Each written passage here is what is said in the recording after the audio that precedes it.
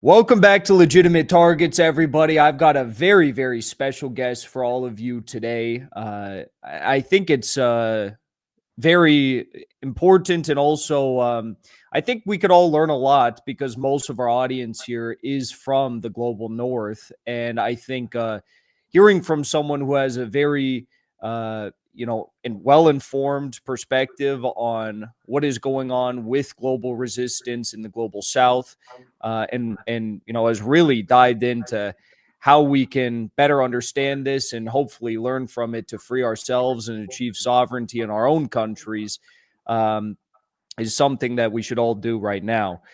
So joining me today is Andreas Landeck. He is a prominent filmmaker who's won many awards for his films.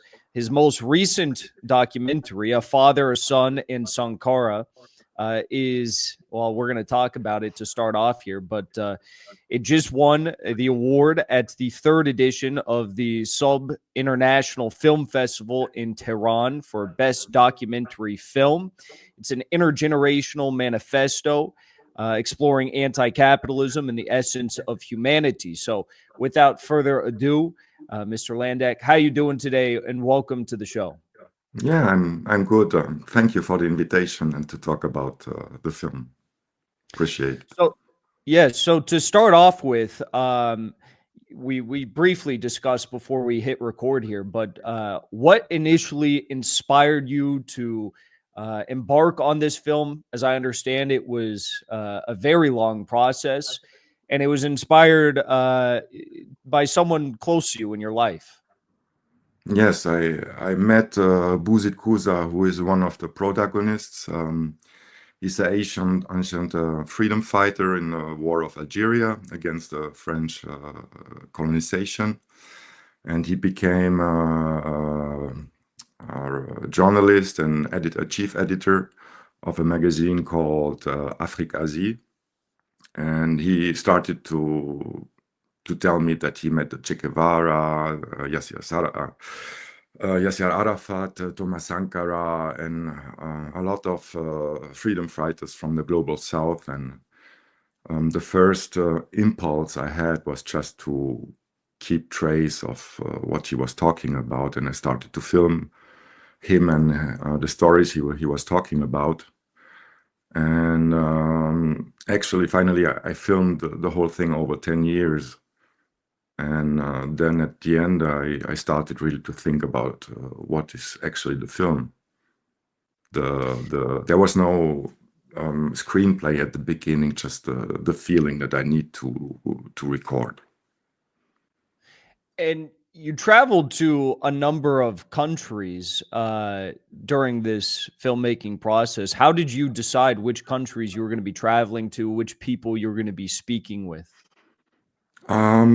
I started to film in Berlin because we both lived there at that time, and his youngest son went to the same school or to the same class with my youngest son, knowing that Buzit is 25 years older than I am, and or even more.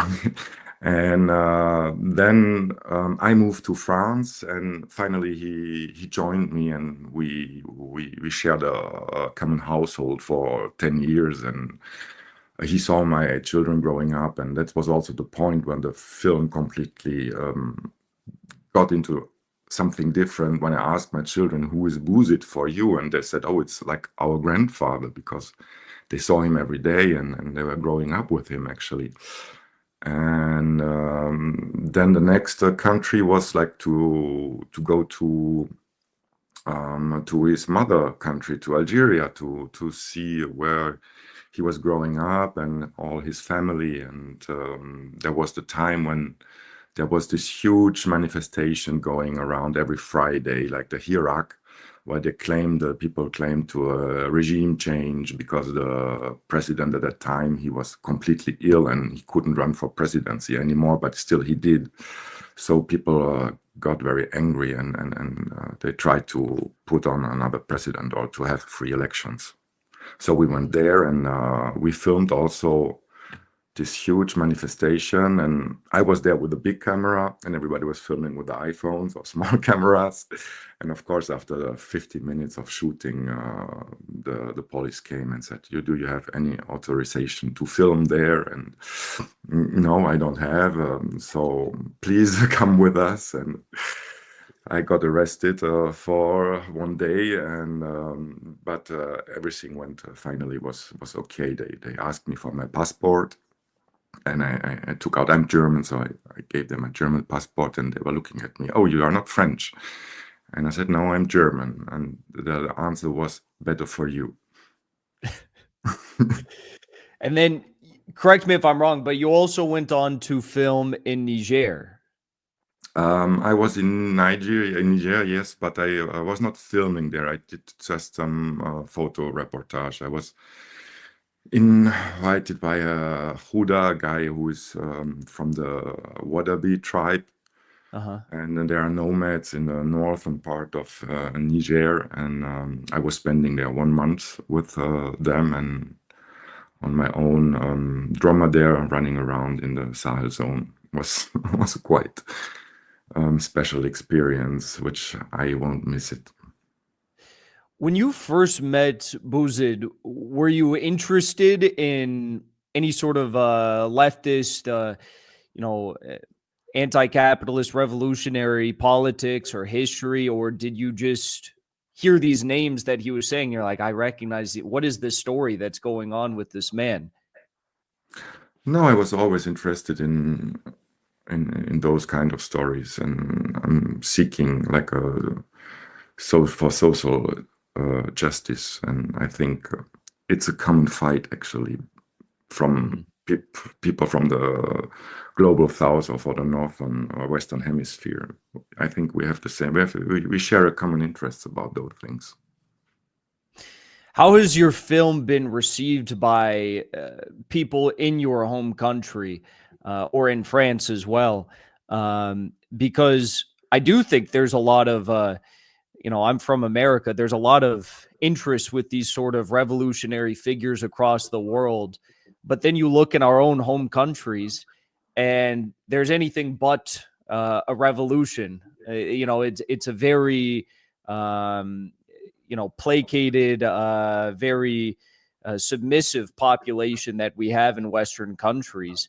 And oftentimes people are falling for the propaganda in our home countries. They support revolutions elsewhere, but within our own countries, there's not much change. So how did people in France and Germany and Western countries respond to your film? I had just some few projections, like screenings in France. For now, there's no screening in Germany, but hopefully it will come.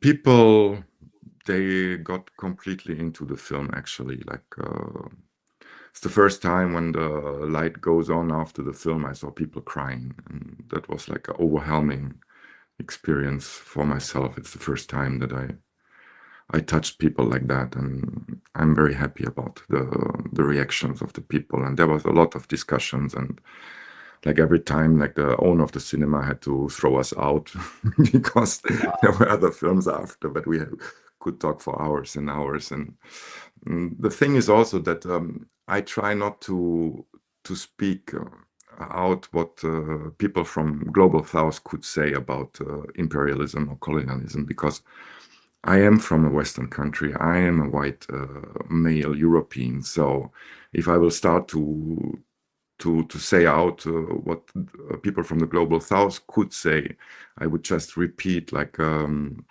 neocalism thoughts. So I had to find another position for myself to talk about those subjects. Yeah, I guess that makes a lot of sense. The movie speaks for itself. I'm just curious, how did you I guess arrive at the position where you said after 10 years of filming, now's the time to finalize it? What was the final moment for you, and what made this time so special to release it and to finish it?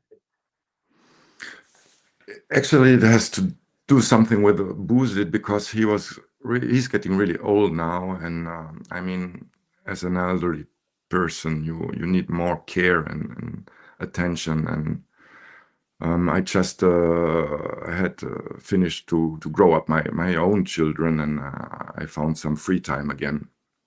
And I said to Buzit, okay, for me, it's not the moment to just to dive in again to take care of someone.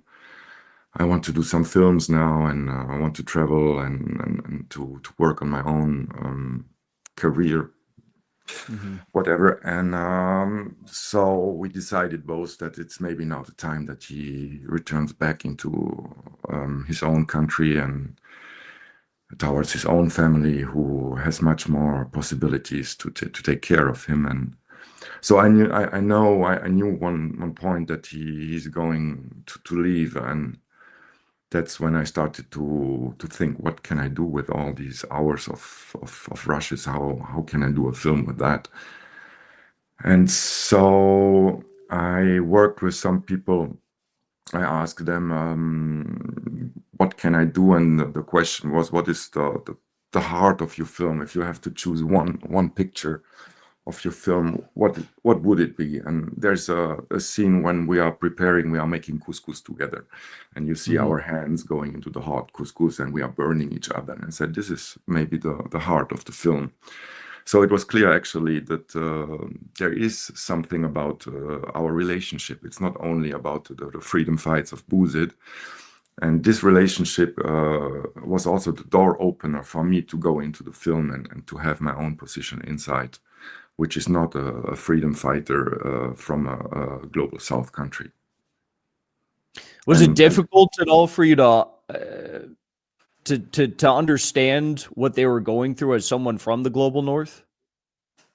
No, I think you can easily understand it, and you can easily support their fights. And you know, I have also Thomas Sankara in this film, and he speaks it out. He said, you know, it's not like a fight about the global South against the North. It's a common fight. And he says those who are stealing things out of colonized countries are the same who steals things from the North, from the countries of the North.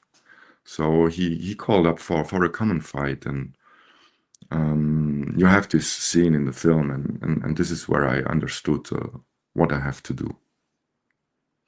How did your relationship with Buzid change over the course of filming? I'm sure when you visited, you know, his home country, you grasp a much better understanding of everything that he had to say and why he was able to know these people, sympathize with these people, participate in the global resistance when you saw it all with your own eyes and met these people.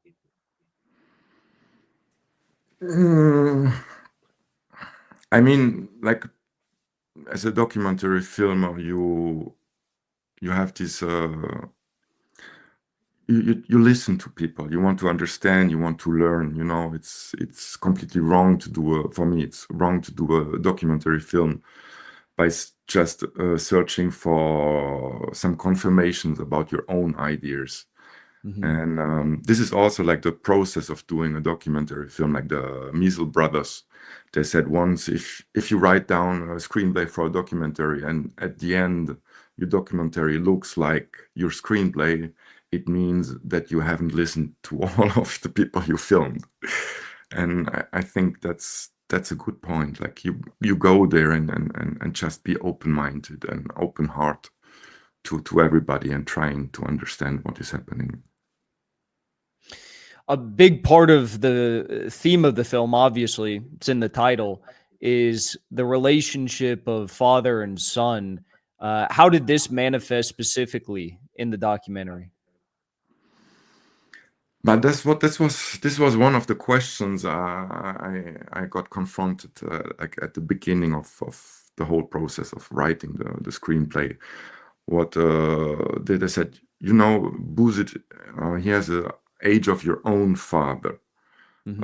What is your relationship to your own father? And there I understood that actually Buzit is some kind of Assad's father I've chosen to my own father was not really in my life for a long time. And what is really strange, and this is like the magic of creation, that since I did this film without telling anybody in my family that I'm working on this film, the relationship to my biological father completely changed, and we're really getting closer today again. This is like you have to have like these invisible links, like, but when you trigger them, it means that you are really on the right side of your film. That is a confirmation that you are not wrong. And did it impact your relationship with your own children? How did they view this process in the film, and were they inspired by it? Oh, completely, yes. One of them, he started to study Arabic and Turkish language, Oh. and he was also in Algeria like a month before, and visiting Bouzid and taking care of him. We started to create it's a new family member for everybody of us, and that's really nice to see. Like you can create family without being blood related. There are deeper things going on. You can really construct them, and this is nice.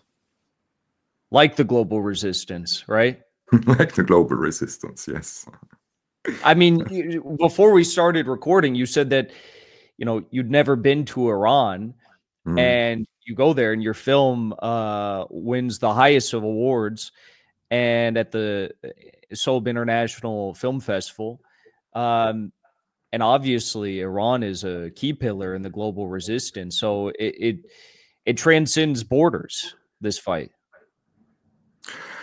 Iran is a very special country. I mean, since the revolution, it was in 79, if I remember well, um, they are exposed to I mean, the Western politics or the Western power system never accepted that there is a country right in the middle of all these gas and oil countries and controlling even access through the water there, and they try to get rid of them since the beginning. And this country is fighting every day, like so hard. And actually, I was asking myself, like, what would Iran look like without those power struggles from coming from the West? I think personally, I think it would be a much more open country than it seems to be now. And even, I mean, now I was really like surprised when you walk in Tehran, you find synagogues that are open, like there's churches that are open, and you don't find this is in any other state around the Gulf there, you know. The other religions except of Islam are completely forbidden there. In Iran, no, everybody can live his own religion without any problems. So there is some open mind, and also the women in the street. I mean, some of them wear scarves. I mean, a lot of them wear scarves because they believe in their religion, and it's fine, it's okay. And others, they don't wear scarves at all, and I didn't saw any problem with that. And I even went out by night, and you know, I was asking myself, do I live in this bubble of this festival, and they only want to show me what they like to show me? But when I was walking completely on my own and during daytime or in the middle of the night, it was a awesome town, and I never had the feeling to be threatened by anything, and like everybody was open-minded, and people wanted really to talk also all the time with me. What do you think about Iran? Why Iran is has this bad publicity everywhere? And they're really interested in a lot of exchange, and also like on a economic way you can.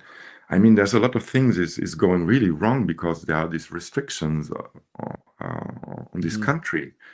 And I think like when you see all these old French cars, I was thinking Renault could do a lot of business there, Oh and yeah. and other countries too. And I mean, we are running out of money here in Europe due to other sanctions, and oh, we could work together and build a common future. I hope so one day. It's you know, there it's really crazy what is going on, and I'm sure when you were filming and you were traveling and you were meeting all these people and you were hearing all these stories, um, you got to see the personal side of these people and partisans and revolutionaries. What sort of interpersonal dynamics did you notice amongst people in Iran that you also saw and encountered when you were documenting these revolutionary struggles of different people on different continents, but in the same global resistance struggle? Mm. I mean, I went to the place where Imam Khomeini lived with his wife, and actually the apartment is 30 meters square, big, even Wow. smaller. There's just a bedroom, a very, very small kitchen, and a everyday room with just one small table, and that's all. And then I went to the palace of the Shah, and he has two of them, like the winter and the summer palace. Mm-hmm. And there's this big Rolls Royce just going from one palace to the other, and there was so much luxury. And then you understand that this revolution is less maybe about a religious revolution, even if they used the Shiite religion, but it's more about social justice. And like people were starving hunger there.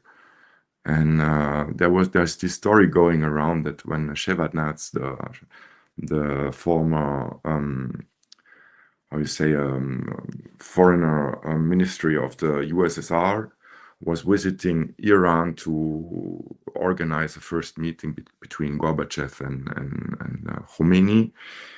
He was getting really scared when he was waiting in this small room because he couldn't believe that a president of a country could live in such poor circumstances. And this was like a quite obvious situation for me to see this and to understand why this revolution happened at that time. It's very interesting you bring that up because I'm reminded of stories like Stalin, for example. The story is he died with nothing but his boots in a small cot bed. And I visited his dacha in where was it? It was in, I'm forgetting the name of it. I'm having a brain fart. But the bed he slept on was very tiny. It was like very modest lifestyle, and that's a definite similarity you see in these struggles is the modesty and the how grounded these men were and these people are. Um, as someone from the global north, what are the biggest things that you think we could, I guess, learn moving forward as we try to solve these problems in our own countries? You mentioned the quote from Sankara where he was talking about how the same people screwing over the global south are the same people, screwing over the people in our country. So what are the biggest things on a, I guess, a personal level that we could understand from these successful struggles for liberation? I mean, what they have all in common for me, there is this spiritual strength, like the people, they believe really in what they are doing. And I mean, when I look here in France or in Germany or other European countries, it's really poor at the moment. Like there is no spiritual strength anymore here. And I mean, the festival in Iran, for example, one of the founders, who was a journalist, just got killed 2 weeks before the festival in Gaza. He got killed Wow. from the Israel army, and you could, like, as a Western man, like, for me, it was really sad to hear about this story, but the people there, they were proud of it. Like, it's a martyr for them, and it's like another point to go on to defend the people of Gaza at the moment. And I was thinking, if the Western countries, they want to go into war with those countries, we have no chance, because they are so strong in their head. They believe in something, and here it's just everything about consummation and money. It's not really strong. I couldn't agree with you more. That's I've traveled to a few countries in the global south and seen the people there, and it's they celebrate it. They almost welcome it. They want it to happen because it's the highest honor for them to die in this struggle and to give their life to the struggle. So, Andreas, I think that's a beautiful note to wrap up on. Where can people find your film online if they'd like to watch it? And where can they watch your other films and stay up to date with your work moving forward? Or they can visit my own website. It's like andreaslandeck.com. And there you find the link to Vimeo, or you can directly go to Vimeo, where you can rent the film. And yeah, Very these are the good. two possibilities to do it. We'll have it linked below so everyone can check it out. So, Yes, Andreas, thank you so much. And I really appreciate you making the time. Yes, thank you, Jackson, for the invitation.